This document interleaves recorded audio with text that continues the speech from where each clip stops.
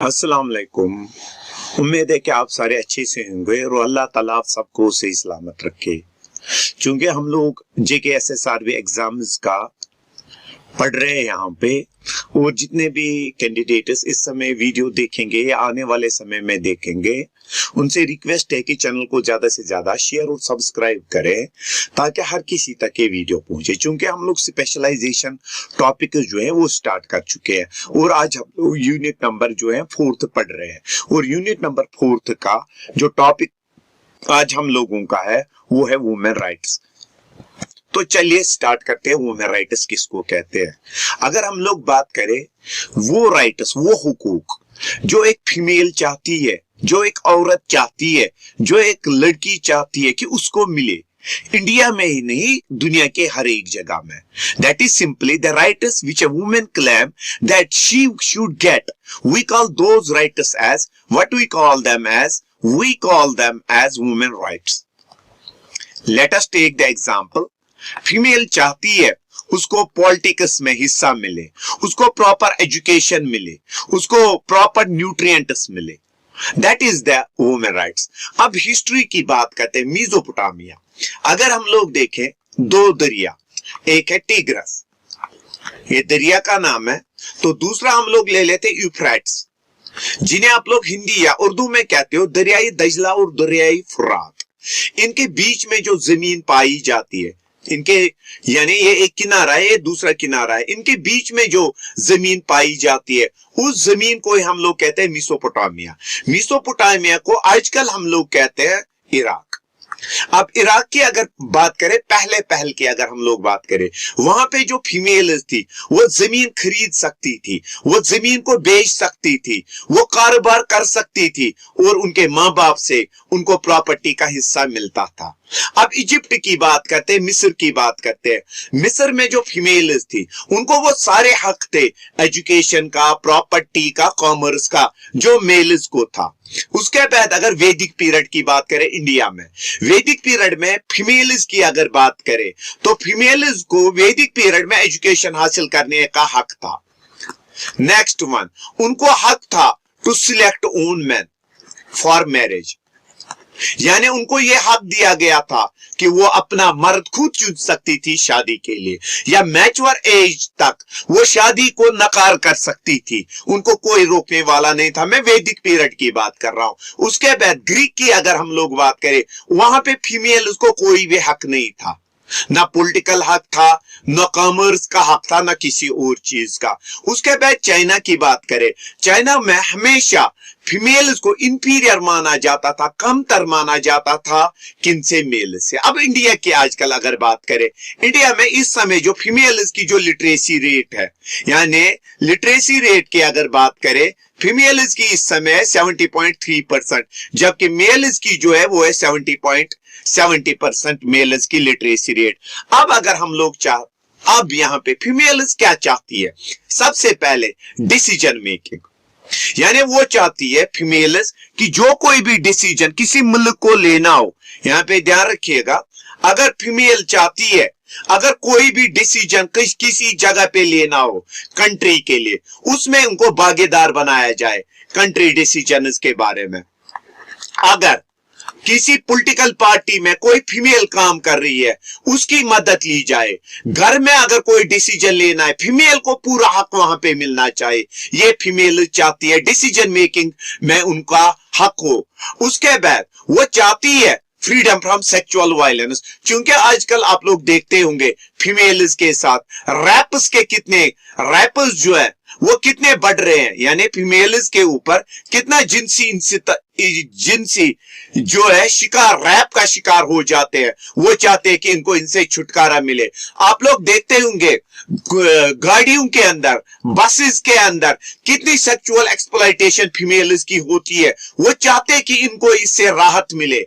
Next one, दुनिया में वो फीमेल चाहती है कि इनको वो वोटिंग का हुकूक मिले, जबकि इंडिया में पहले से ही ये हक दिया गया है। लेकिन बहुत सारी कंट्रीज ऐसी है जहां पे वोटिंग का हक फीमेल्स को अभी नहीं है। उसके बाद फीमेल चाहती है जैसे मेल को हक मिलता है काम करने का, फीमेल्स को भी इक्वल अपॉर्चुनिटी मिलनी चाहिए हर किसी जगह काम करने में। उनको भी वही वेजेस मिले, उनको भी वही तनख्वाह मिले जो उनके मेल काउंटर पार्ट्स को मिलते हैं। उसके बाद प्रॉपर्टी ऑनरशिप, वो चाहती है इनके हुकूक मिले इनको प्रॉपर्टी के। यानी अगर एक फादर है, उसका मेल भी होता है फीमेल भी, यानी उसकी लड़की भी होती है और लड़का भी। लड़की को हुकूक मिले प्रॉपर्टी का पूरा हिस्सा, जितना एक मेल को होता है उतना ही एक फीमेल चाहती है कि उसको हक मिले। उसके बाद एजुकेशन, फीमेल चाहती है कि उसको भी एजुकेशन मिले, हर कोई एजुकेशन जो वो हासिल करना चाहती है वो उसको प्रॉपरली मिले। यानी एजुकेशन में भी हम लोग फीमेल चाहती है कि उसको प्रॉपर एजुकेशन मिले। उसके बाद अगर हम लोग आगे अगर चलेंगे तो कहां पे, उसके बाद रिप्रोडक्टिव राइट। अभी रिप्रोडक्टिव राइट क्या है? एक फीमेल की जब शादी होती है तो फीमेल की जब शादी होती है वो चाहती है शादी के बाद उसको यह हक मिले कि वो कब अपने बच्चे रखे, यानी कितने बच्चे वो रखना चाहते, 1 2, या वो किस पीरियड में, किस मैरिज के बाद, किस वाले सीजन में, किस वाले मंथ में, या कब वो बच्चे रखना चाहती है। वो चाहती है उसको ये हक भी मिले। ये कौन चाहती है? यहाँ पे फीमेल। यानी फीमेल आजकल चाहती है कि इसको हर कोई वो हक मिले जो एक मेल को हो। अब देखते हैं इंडिया में क्या कहा गया है, इंडिया का कानून क्या कहता है फीमेल राइट्स के बारे में। चलिए वो देखते हैं। अगर हम लोग बात करें तो इंडिया में वुमेन राइट्स के बारे में क्या किया गया, अगर हम लोग देखें इंडिया के कॉन्स्टिट्यूशन में एक है जेंडर इक्वालिटी। जेंडर इक्वालिटी हमें कहती है कि जो हक इंडिया में मेन को है वही फीमेल्स को भी है, और स्टेट गवर्नमेंट को या कंट्री को स्टेप्स लेने चाहिए ताकि फीमेल को हर कोई वो हक मिले। आर्टिकल नंबर 14 और आर्टिकल नंबर 18 हमें कहती है कि जो एक फीमेल है on the basis of the sex, हम लोग डिस्क्रिमिनेट नहीं कर सकते। मेल अलग है, फीमेल अलग है। मेल को अलग जॉब मिलना चाहिए, फीमेल को अलग जॉब मिलना चाहिए। ये हम लोग नहीं कह सकते। किसकी बुनियाद पे? On the basis of the 14 article number 14 and 15।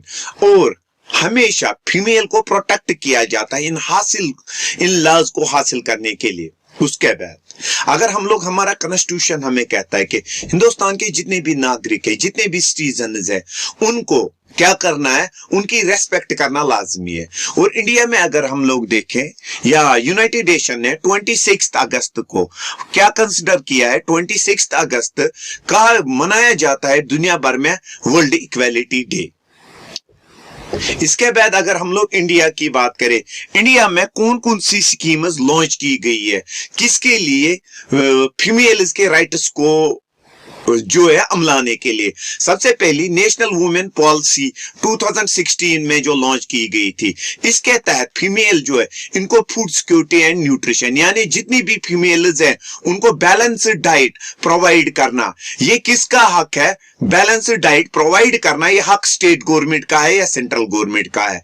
क्योंकि इंडिया में माल न्यूट्रिशन में सबसे ज्यादा फीमेल्स आ जाती है, जिसके लिए ICDS यानी इंटीग्रेटेड चाइल्ड डेवलपमेंट स्कीम जो है वो काम करती है। इसके बाद फीमेल्स को एजुकेशन हासिल करने का पूरा हक हो, चाहे वो स्कूल हो, कॉलेज हो, यूनिवर्सिटी हो।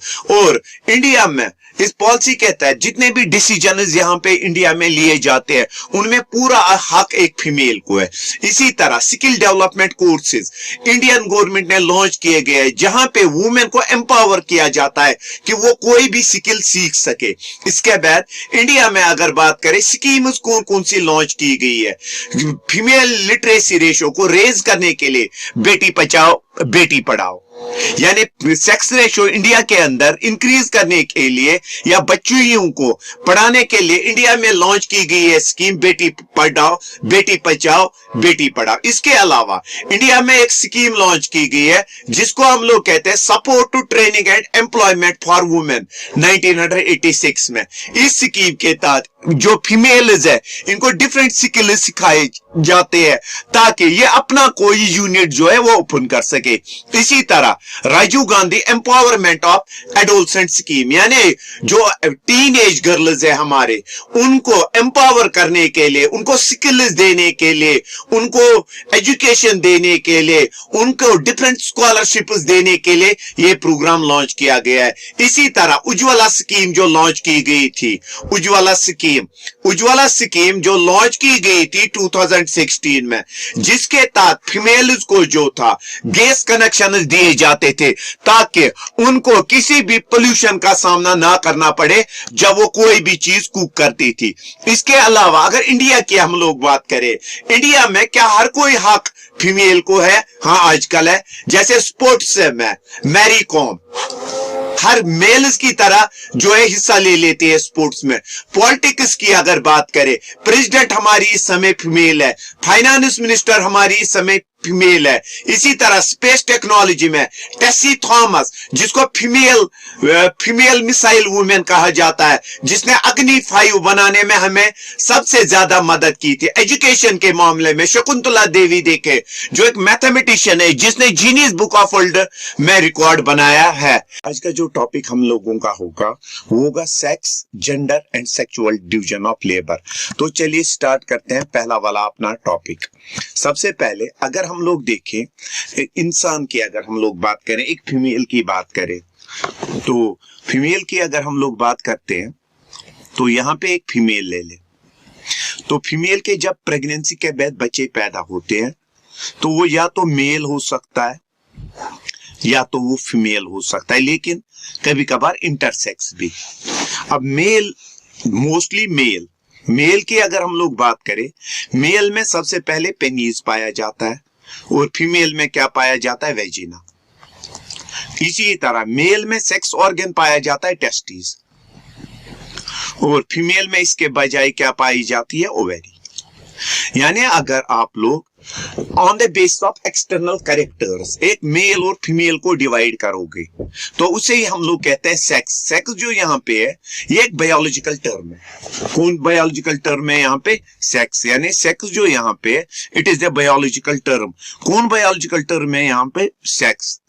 यानी सेक्स हमारे पास यहाँ पे बायोलॉजी की टर्म है जहां पे हम लोग मेल और फीमेल को डिवाइड कर सकते हैं on the basis of their external characters. तो ये तो सेक्स है।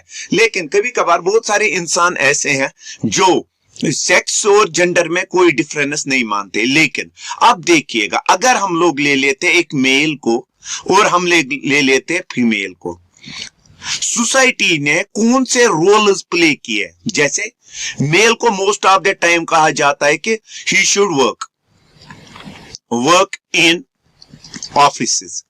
ये समाज ने जो रोल दिए। फीमेल को कहा जाता है कि अगर देखें यहाँ पे फीमेल को कहा जाता है कि होमवर्क इसको करनी है घर के अंदर, मोस्ट ऑफ द टाइम मैं कहता हूं। इसी तरह अगर हम लोग देखें, बच्चा जो है मेल जो है उसको गाड़ी दी जाती है खेलने के लिए, जैसे कार। फीमेल को जैसे डॉल दी जाती है, ठीक है ना। इसी तरह अगर हम लोग देखें, मेल को कहा जाता है कि वो most of the time pant पहने, जबकि फीमेल को कहते हैं कि शलवार फ्रॉक पहने। वो जेंडर हम लोग कहते हैं कि सोसाइटी ने कौन से रोल इस मेल और फीमेल को दिए, यानी समाज ने जो डिफरेंस क्रिएट की है किसके? मेल और फीमेल के बीच में, उसे ही हम लोग क्या कहते हैं? जेंडर। यानी जेंडर सिंपली हम लोग कहते हैं it refers to the constructed roles by the society, behaviour, expression and identities of an individual. यानी एक समाज में एक मेल और फीमेल के दरमियान जो डिफरेंस क्रिएट की गई है उसको हम लोग क्या कहते हैं? जेंडर। यानी सेक्स और जेंडर डिफरेंट है। सेक्स बायोलॉजिकल टर्म है, जबकि जेंडर जो है ये सोशल टर्म। मेल और फीमेल को डिफरेंस इनके बीच में होना on the basis of social values. तो चलते आप इसके बाद आगे। सेक्सुअल डिवीजन ऑफ लेबर किसको कहते हैं? एसडीएल। जो मुख्तलिफ किस्म के काम दिए जाते हैं या डिफरेंस क्रिएट करना टास्क्स और assignment on the basis of sex and gender. जैसे अगर यहां पे हम लोग देखें, सुनिएगा, यहां पे अगर हम लोग ले लेते मेल, सेकंड वन हम लोग ले लेते फीमेल, तो तवज्जो रखिएगा, पहले क्या कहा जाता था? मेल आर्मी में जा सकती है, यानी मेल्स को आर्मी ज्वाइन करना था, लेकिन उस जमाने में फीमेल्स को आर्मी में ज्वाइन करने से रोका जाता था, या आर्मी जो है मेल्स को बॉर्डर पे तैनात किया जाता था, जबकि फीमेल अगर आर्मी में होती थी इनको बॉर्डर पे तैनात नहीं किया जाता था। यानी जो डिफरेंट काम दिए जाते हैं या कामों में डिफरेंस करना on the basis of sex and gender, what we call it as division of labour. अगर हम लोग देखें पैट्रियार्ची की अगर सबसे पहले बात करें, पैट्रियार्ची किसको हम लोग कहते हैं? Dominance of male, dominance of male, dominance of male in society, यानी मेल जो है डोमिनेट रहना हर किसी काम में, इसे हम लोग कहते हैं पैट्रियार्ची। अगर इंडिया की हम लोग बात करें इस समय, यहां पे अगर हम लोग देखें 23.15% फीमेल्स वर्क फोर्स है इंडिया का, जबकि अगर हम लोग देखें 57.75% जो है मेल इस समय काम कर रहे हैं। यानी यहां पे भी on the basis of sex, on the basis of gender जो है डिफरेंस है, इसी को ही हम लोग कहते हैं सेक्सुअल डिवीजन ऑफ लेबर। अब अगर इंडिया की हम लोग बात करें, यहां पे मेल डोमिनेंस है। मेल डोमिनेंस अगर फॉर एग्जांपल से कंपनी है, कंपनी के अंदर कहते हैं कि CEO most of the time होना चाहिए मेल, ये कहते हैं। यानी यहां पे भी डिफरेंस की गई, फीमेल को प्रेफरेंस ही नहीं दी जाती सीईओ बनने के लिए। दैट इज हियर दिस जो है सेक्सुअल डिवीजन ऑफ लेबर, यानी मेल की डोमिनेंस होना हर किसी काम में। उसके बाद अगर हम लोग देखें कंट्रोल ओवर वुमेन, यानी मेल जो है वो हर किसी मामले में अगर एजुकेशन हासिल करनी है, एजुकेशन हासिल करनी है तो घर का मेल डिसाइड करता है फीमेल को कौन सी एजुकेशन हासिल करनी है, कौन सा कोर्स हासिल करना है, कौन सी जॉब इसको करनी है। ये जो है कंट्रोल ओवर वुमेन, यानी यहां पे भी आ जाता है मेल को डोमिनेंसी है ओवर फीमेल। उसके बाद प्रॉपर्टी ओनरशिप, यहां पे अगर आप लोग देखोगे मोस्ट ऑफ द टाइम घर की प्रॉपर्टी हमेशा most of the time male को मिलती है। यानी यहां पे भी सेक्स को लाया गया, प्रॉपर्टी मेल को मिलनी चाहिए फीमेल्स को नहीं। ये भी यहां पे है सेक्सुअल डिवीजन ऑफ लेबर। उसके बाद जेंडर लेबर की अगर हम लोग बात करें, ये जो जेंडर लेबर हम लोगों का है, ये जेंडर लेबर किसको कहते हैं? जेंडर लेबर हम लोग कहते हैं मेल का डोमिनेंस होना। जैसे मेल को अगर हम लोग बात करें, मेल को फील्ड्स में काम करना, यानी फसल सो करना, फसल काटना, जबकि फीमेल उसको घर में काम करना। This is the gender labour, यानी यहां पे भी डिफरेंस क्रिएट की गई वर्क फोर्स के ऊपर। उसके बाद आइडिया ऑफ मेल सुपरमेसी, यानी मेल जो बात कहे वही बात माननी है, ये यहां पे था हम लोगों का यहां पे, that is sexual division of labour. Hope कि आप लोगों को ये वीडियो समझ में आया होगा। अगर वीडियो आप लोगों को अच्छा लगा हो तो लाइक, सब्सक्राइब और शेयर करना ना भूलें। शुक्रिया।